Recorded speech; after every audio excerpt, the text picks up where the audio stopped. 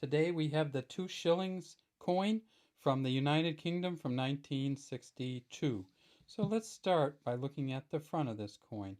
And as we can see, it has the Mary Gillick second portrait of Queen Elizabeth on the front.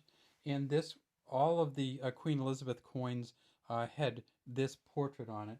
This coin was first minted in 1950. This image was first minted in 1953 with different wording on it. But then this coin here from 1954 until 1970, this coin was made. Now, this particular coin, even though it was made in 1970, those were only proof coins. So essentially 1967 was the last year as Britain kind of moved towards decimalization. So the 1962 coin, right in the middle of that range, they made 35.15 million of them. It's not worth a whole lot of money. It's probably worth $1 to $2 depending on the condition. And this is a pretty nice coin here. Maybe it's very fine. Maybe even not quite that. But it has a nice look to it, and it's really nicely worn. It has this kind of pearled inner rim. It says Elizabeth II, Dea Gratia, by the grace of God, Queen, and it has this plus at the top. Not really a cross, but more of a plus. You can see the garlands in her hair, the ribbon coming out the back. She's facing to the right, and this is the so-called first portrait of Queen Elizabeth II. If we tip it up, we see that it has a reeded edge. And then if we tip it over again, we see that back side.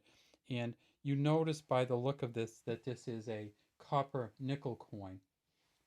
2 shillings is the same in the old British currency as 1 florin, or equals to 1/10 of a British pound sterling.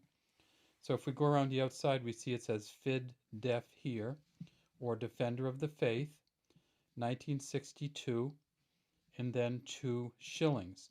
And if we go around this part of the outside, we see that there is a thistle, thistle, thistle, thistle, thistle. Those are the symbols of Scotland. Then there is a leek, L-E-E-K, which is the symbol of Wales.